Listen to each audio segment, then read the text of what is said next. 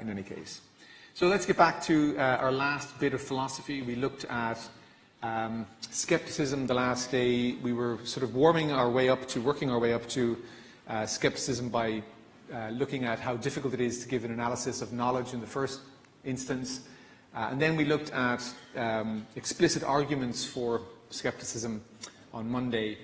We saw the Cartesian argument, but the main problem with it is that it seems to require some sort of infallibilist assumption about justification, and that seems like it's a very high standard, too high really, and so you can reject that argument on those grounds. But then we looked at the brain in a vat argument, and that's what we'll get back to now. So we're going to look at G.E. Moore's response to skepticism today. We will see how that sort of response to skepticism might inform a particular response to the brain in the vat argument that we looked at on Monday. So let's look at the brain in the vat argument again and just remind ourselves of the possible strategies we can take in responding to it. So the argument is that you know that you have hands, or generalizing, it's just an example, generalizing from hands, any external objects. So you know that you have hands or that there's an external world, only if you know that you're not a brain in a vat. And then the argument proceeds by modus tollens to deny the consequent and says you don't know any such thing. You don't know that you're not a brain in a vat. And so it gets to conclude not P, that you don't know that you have hands or that there's an external world.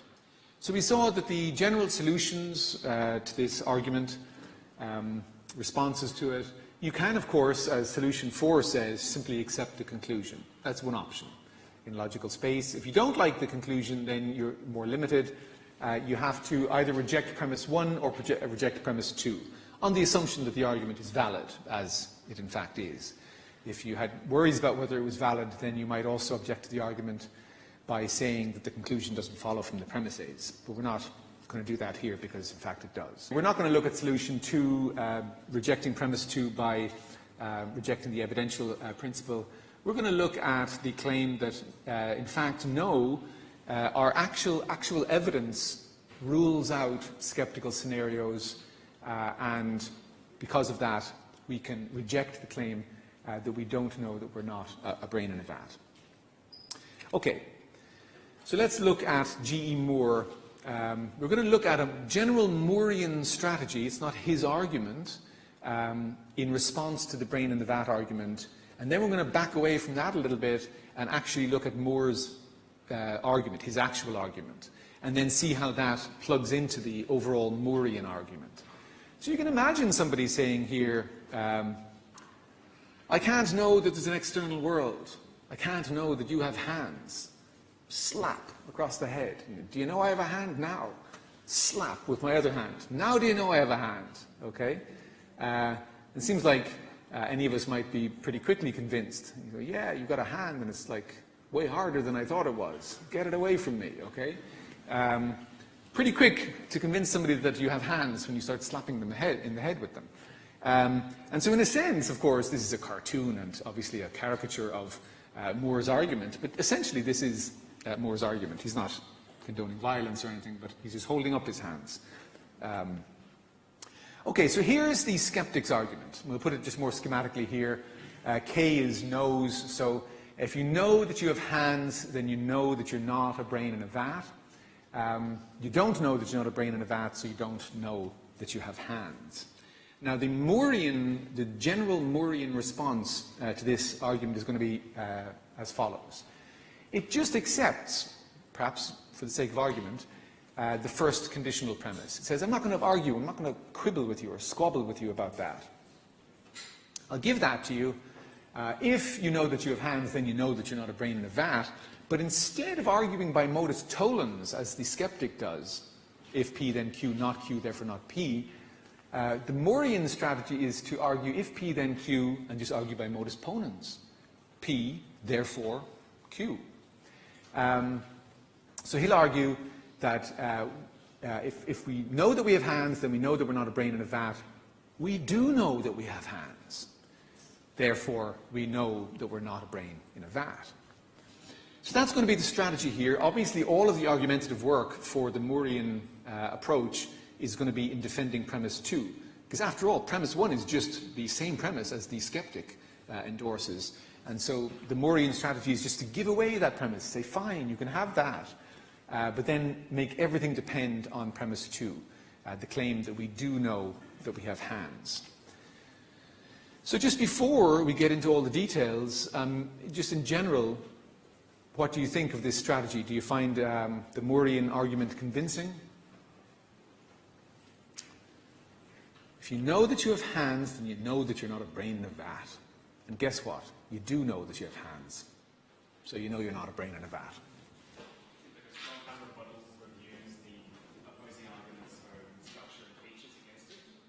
I'm sorry, I didn't quite catch all that. It's not trying to like strawman the argument, it's using its own features against it to prove it on its own grounds. That comes from the same premise 1.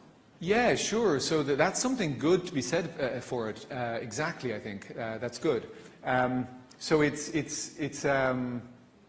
you know, you're allowing your opponent, your argument is always going to be stronger the more you grant to your opponent and nevertheless show that they're wrong. And so you know, he's granting a whole bunch here, right? And as we'll see later, it's actually quite a lot, in a sense. He's agreeing with the skeptic. Well, we'll get into the details of that later. But yeah, he is. He's saying, I mean, it's a good feature of his argument that he's giving the skeptic this premise. It seems to be getting the question of it, because one of his premises is that we have hands, when that's kind of the whole point of the skeptical argument, is to say we don't know that kind of stuff. Okay, well, I guess we could just finish term early and go home now, because that's the rest of my lecture right there. Totally stolen my thunder, and don't really have much more to say now, so good luck in the exam, and enjoy the rest of your lives. Okay, so question begging. Questions about question begging here. Is he begging the question in some sense? Now, I'll just ask you for now to notice one thing. When we looked at begging the question before, we defined it as assuming what you're supposed to prove. And so begging the question would then need, for you to beg the question, it would need to be the case that your conclusion, or part of it at least, features already in one of your premises. And so you're arguing in a circle, in a vicious circle, and it's not, you're not allowed to do that. It doesn't seem like the Moorean argument is doing that, right? But we'll get back to the issue of question begging at the end. There may be something else going on that is a kind of question begging, but it's not the usual kind of question begging here where if you look at his conclusion, that conclusion doesn't appear as an actual claim in one of his premises in a way that he would be arguing in a circular way. Okay, so we'll see how this works in a moment, but for now, let's actually look at Moore's argument, not the kind of argument that we could take from Moore. Nobody was talking about brains in vats at Moore's time, so he wasn't directly responding to that argument. Here's Moore's actual argument from the reading for today. Premise 1. Here's a hand. You can imagine him standing in front of his students at Oxford or something. And then he says, premise 2. Here's another hand. Conclusion. Therefore, there now exist 2 hands. That's the argument.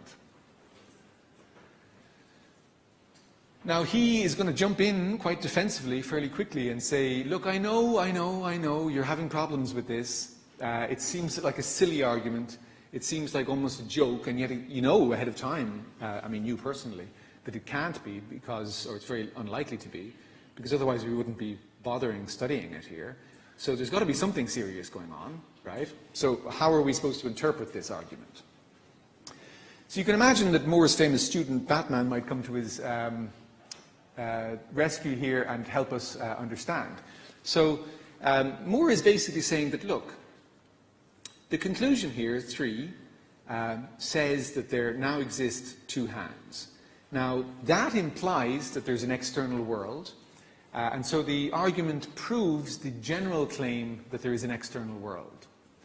And of course, if that's true, then we can also plug it back in as a response to the brain in the vat argument, because that will also prove, if there is an external world, that you're not a brain in a vat. An external world that you can have knowledge about. Okay, so why should we believe this argument? Why should we take it seriously at all? So you can just sort of be incredulous at it and say, how does that even qualify as an argument? But Moore's response here is actually quite subtle, but it's rigorous as well. And he said, well, okay, you're wondering how you should take it seriously as an argument. What are the criteria for taking something seriously as an argument? And he says, here are what the criteria are, or some of them. So 3 things he thinks are necessary for an argument or a proof to be rigorous. The premises, he says, must be known.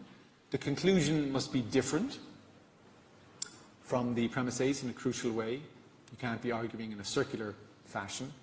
And then it also has to be the case that if the premises are true, then the conclusion must be true. And so he might start out with his argument, here's one hand, here's another, therefore there exist now 2 hands. And everybody laughs at him, and then he says, well, why are you laughing? You're all philosophers. What are your own criteria for whether you think a proof is rigorous? Here are the criteria. Now let's see, is my argument, is it satisfying these criteria? So let's look at the first one, the first requirement, that the premises must be known. Okay, well, while I'm holding up one hand, you might say, and then another, I know that here is one hand and here is another. Now he says, I know this as well as I know that I'm standing here, and he thinks that there's basically nothing more certain than that sort of thing. That when I hold up my hand and I say, I know that I have a hand, there isn't anything else that we could be more certain of.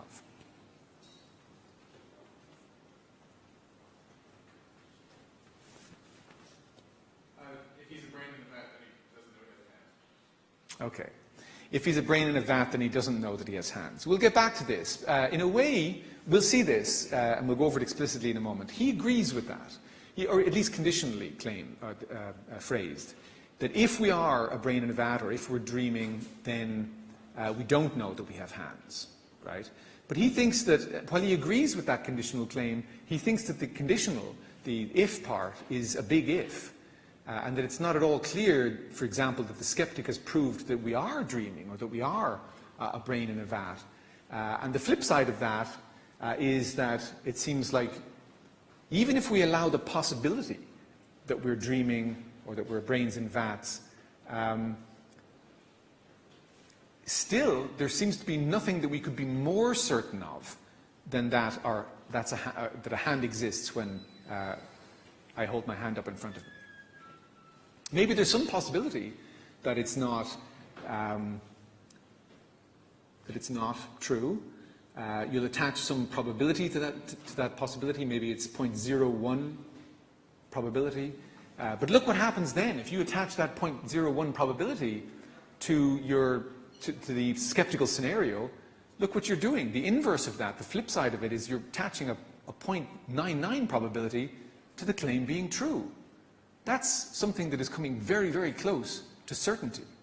And so he's thinking that it's not certain that I have a hand in front of me, but it's there's an incredibly high probability that there is, and that's as close to certainty as we might need. So that's essentially, in a way, his point. But we're going to come back to all of this. He thinks that, look, at the very least, we can't be more certain of anything than we can be of that. And so it seems like we get to say that we know it.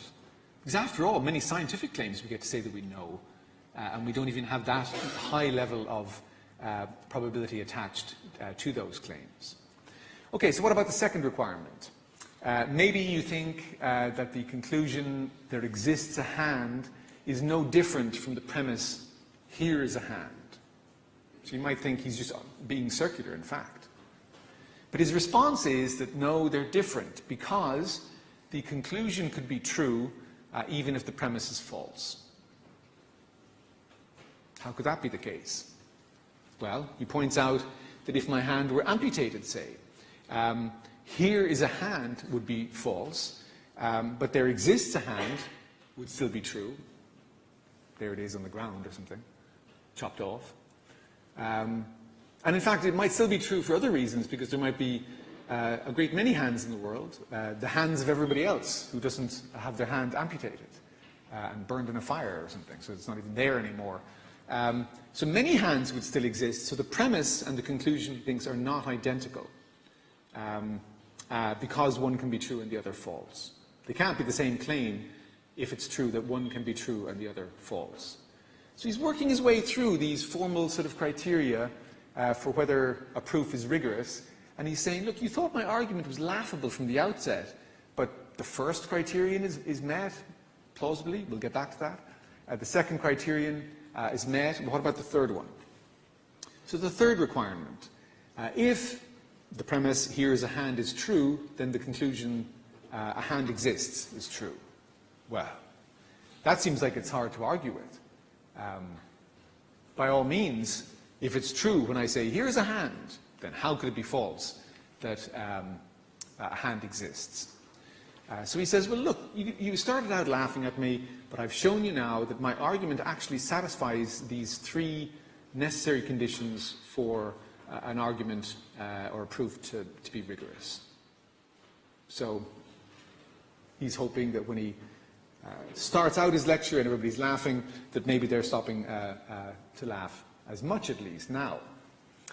Now, he also thinks that this sort of argument would be accepted in all kinds of other contexts. So if somebody were to question whether there's 3 typos in a book, and then I took out the book and I said, no, there really are 3 typos in this book, and I say, here's one typo, here's another, and you're looking, and then here's the third typo.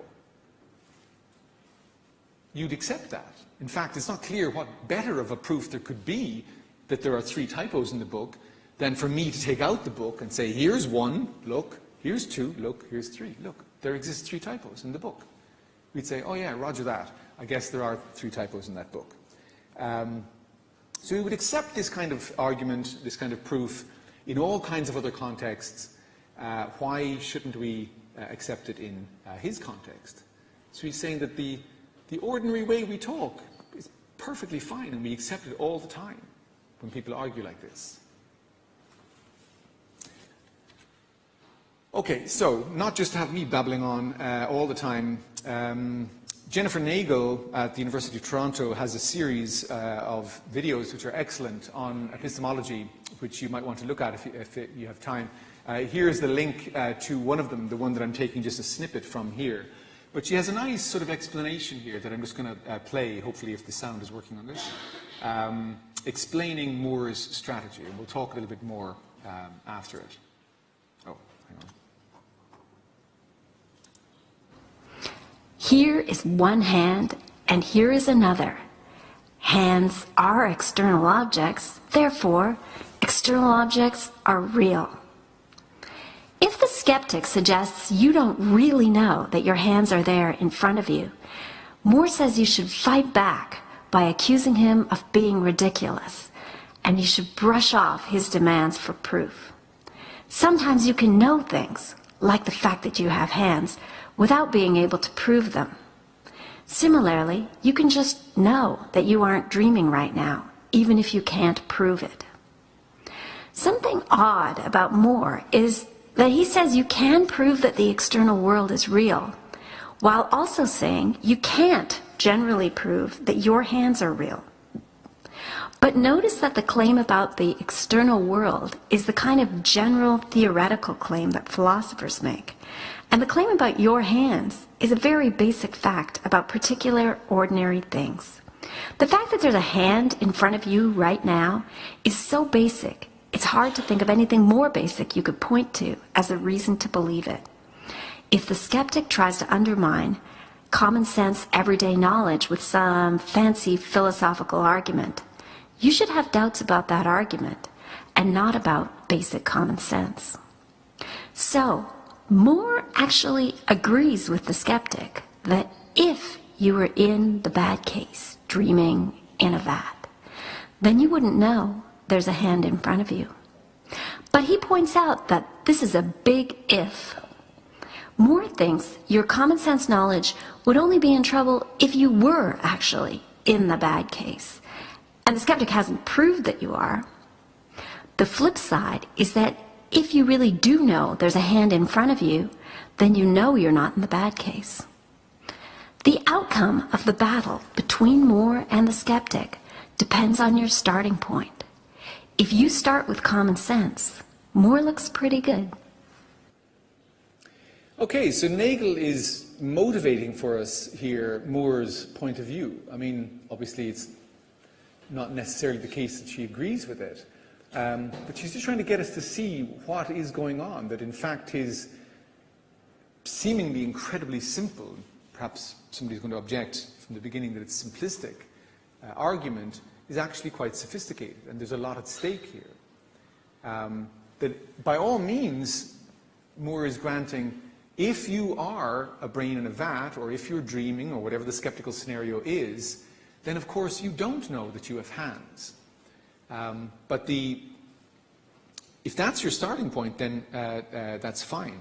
But if you start from the position that our everyday knowledge claims are quite different from that, it seems like that's about the thing that you could be most certain of. Now, another way to put this, if you remember from Lewis, when we talked about can claims and ability claims regarding time travel, so whether you can kill your grandfather when he's a child by traveling back and doing that, Lewis says that can claims are always context sensitive. You assess their truth relative to a certain set of facts.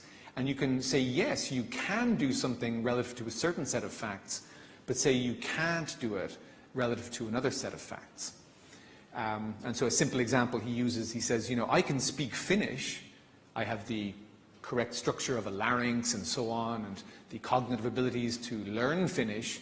He said, but don't take me along to Helsinki as your translator, because I can't speak Finnish. He's not contradicting himself when he says, I can speak Finnish, and then he follows that immediately by saying, I can't.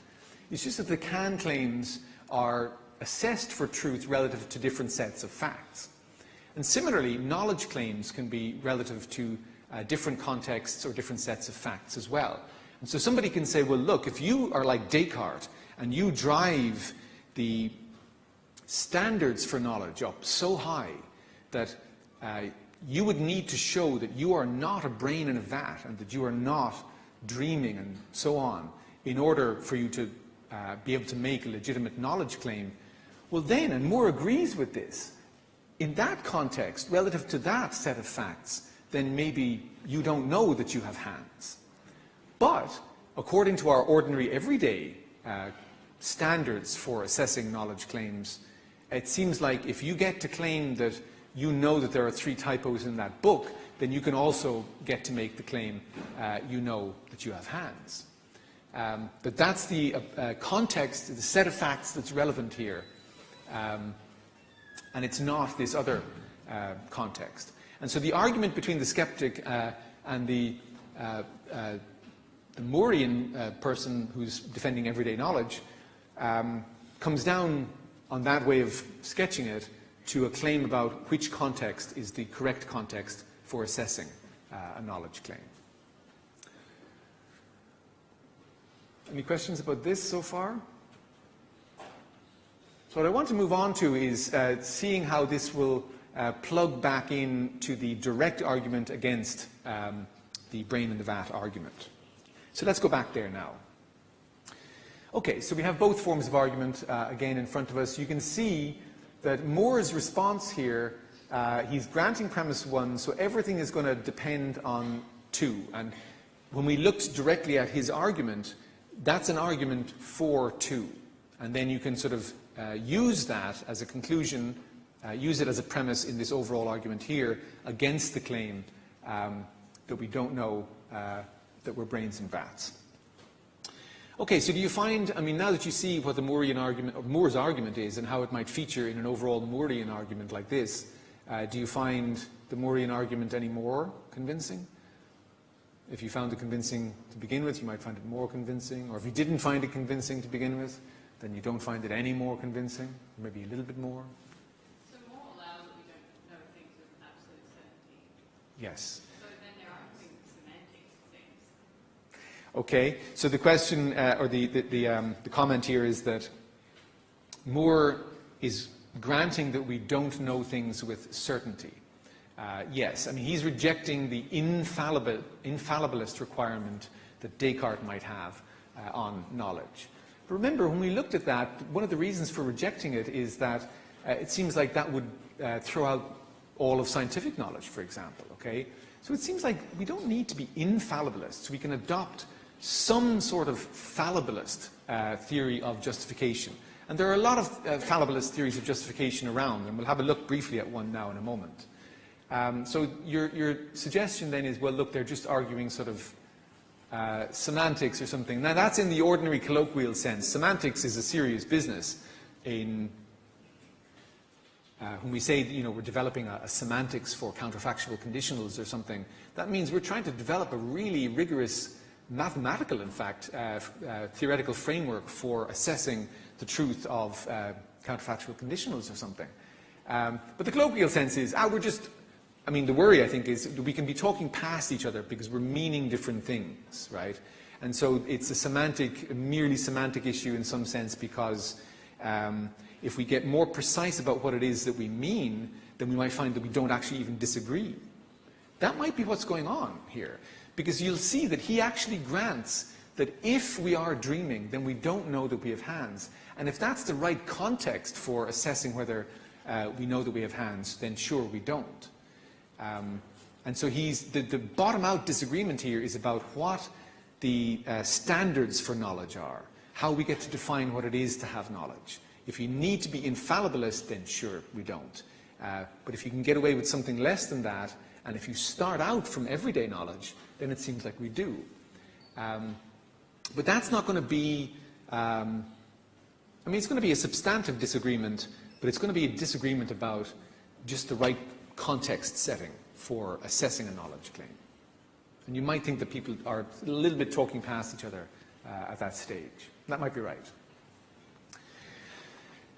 Okay, so everything is depending on premise 2 here. Now, I just want to sketch briefly, I think this is my next slide, if I remember. Yeah. Okay, so we've looked at Moore's argument for premise 2 of the Moorean argument here. And it's just sort of an argument from taking everyday knowledge seriously and having that as your starting point. Now, we've been talking about fallibilism and infallibilism here. There are more modern ways to do this that are still Moorean in spirit. So you can endorse, as your first step in trying to argue against the skeptic, endorse some sort of fallibilist theory of justification. So most theories of justification that are around now, and if you take an epistemology course later on, you'll see a number of different theories of justification. We haven't really talked that much about theories of justification in this unit. Except to say that Descartes is obviously infallibilist and so on. But you can have all these different kinds of fallibilist theories of justification. So you might take evidence E to be evidence for a proposition P, even if E is possibly misleading, like perceptual evidence, like I see a hand in front of me. So you might take it to be sufficient evidence for a proposition that there exists a hand, even if the evidence is possibly misleading. For example, the evidence might still, in normal conditions at least, be reliable. And so one very famous theory, and I'm just sketching this briefly to give you a flavor of how a modern version of this argument can go. A modern version of a fallibilist theory of justification is reliabilism.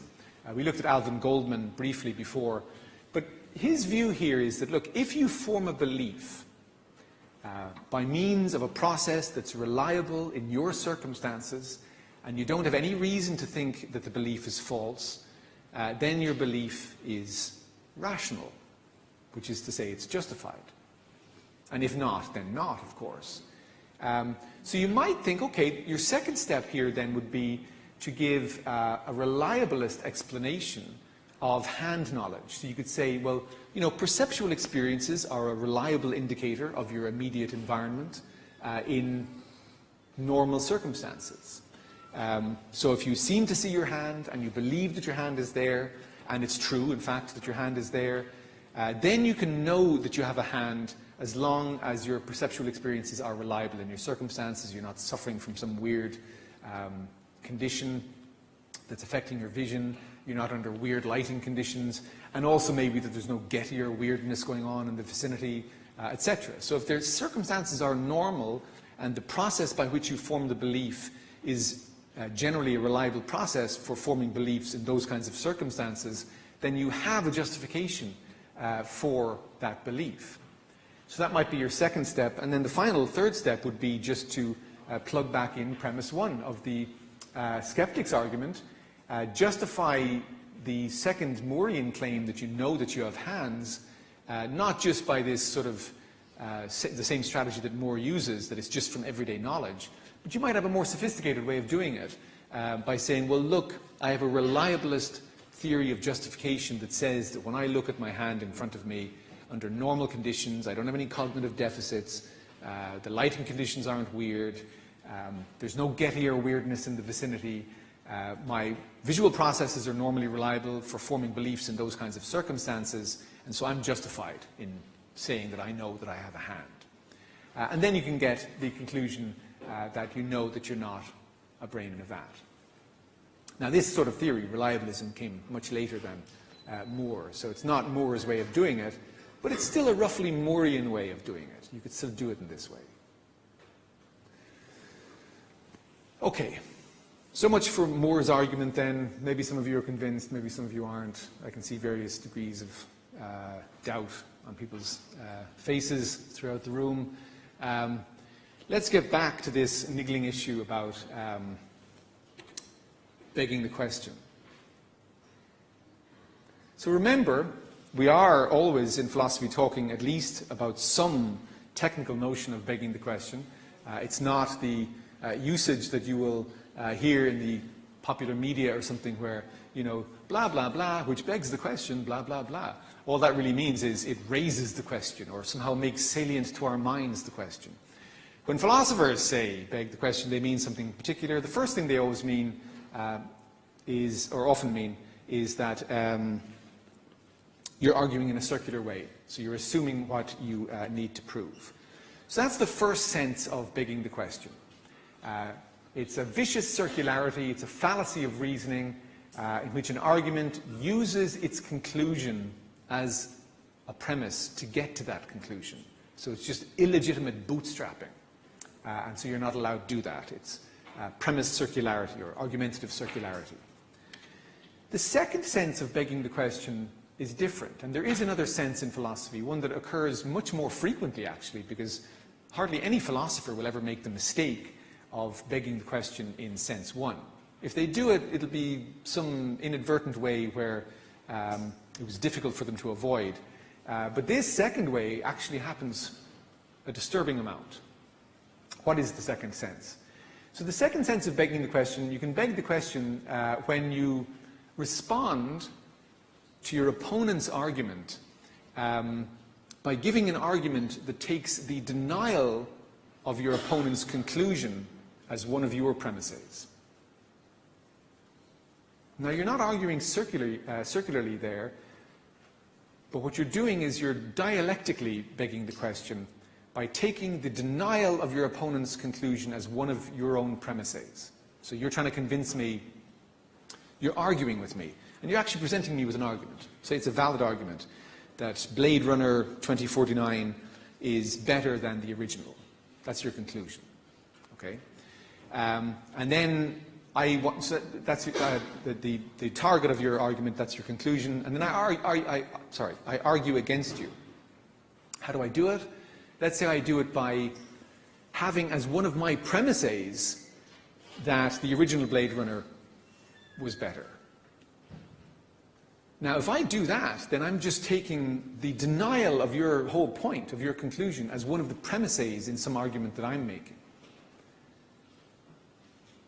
That seems like it's weird. It's not legitimate. It also seems kind of insulting, where I'm just not even taking your conclusion seriously, not playing by the rules in observing that, yes, you validly argued for that claim. And I just take the denial, willy-nilly, of your conclusion as a premise in my own argument. So that seems like it's weird. Now, it's fairly clear, we won't bother dwelling on this question here, that Moore is not begging the question in the first sense. He's not arguing in a circular way. His conclusion doesn't appear as a premise that he requires in the argument, but it seems like he might well be begging the question in the second way. So look here. The second way, dialectically begging the question, occurs when you deny your opponent's conclusion as a premise in your own argument. Does that happen here? Where does it happen if it does? Premise 2, he says, I know that I have hands. The conclusion of the skeptic's argument is you don't know that you have hands, and so the denial of you don't know you have hands is you don't know that you don't know you have hands, which is really just to say that you know that you have hands. Yeah, so he's dialectically begging the question here, or at least there's a serious worry about that he would seem to be required to respond to. Okay, now, what's the purpose of making an argument? What are you trying to do? Demonstrate the truth of the conclusion? Yeah, okay. I mean, but you could do that, like if you were locked away in solitary confinement for the rest of your life. You could demonstrate on the wall, chiseling away slowly, the truth of various conclusions. Is that all we're ever trying to do when we make an argument?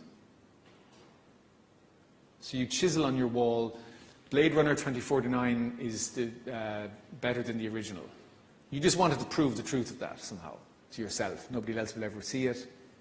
Convince others of the truth of your conclusion? You're trying to convince other people of the truth of your conclusion. So there are actually a number of different goals. Let's say I have a belief, and I wonder whether it's true. I may want to do something analogous to what I would do alone in the solitary confinement cell. I may simply wonder, is there a good argument for believing that? Should I believe it? And so I wonder if I'm justified in believing it. And so I make an argument and say, oh yeah, no, I am. I've satisfied myself that I'm justified in believing that conclusion. I may also have another goal, which is to go out then and convince other people, especially people who believe the opposite thing, of the truth of my conclusion. But they actually are quite different goals. And so you can have those two goals, and it seems like what Moore is doing here is he's only really attaining the first sort of goal. He's giving himself an argument that is satisfactory to himself, shows him that he's got some justification at least for believing that we're not brains in vats and that we know that we have hands. But we can see, because of the dialectical begging the question, that it's not going to be very convincing for somebody who holds the opposite belief. So he's not going to be able to attain the second goal of making an argument, which is to convince your opponent of the truth of your conclusion. Well, if the truth of your conclusion depends on the denial, just without argument, of the conclusion of your opponent's argument, then obviously you're not going to have an easy time convincing them. So it seems like Moore is unable to attain that second goal. Now, if you go on in philosophy, you're going to see that this occurs all over the place. And it's actually a very difficult and pernicious thing. Very often, that second goal is actually too difficult a goal to set for yourself in philosophy. At best, what you'll find is you're in a kind of a dialectical stalemate, where neither side is able to convince the other, but they don't want to fall back just to satisfying the first sort of goal. And so what they do then is they say, okay, well, who is the audience of my argument? I don't want to just make it to myself. I want to have some kind of audience. It seems like my opponent is not going to be the right audience because it's going to be really difficult to convince them. But it seems like there's a whole bunch of people who haven't made up their mind on the issue yet. Maybe I can convince them.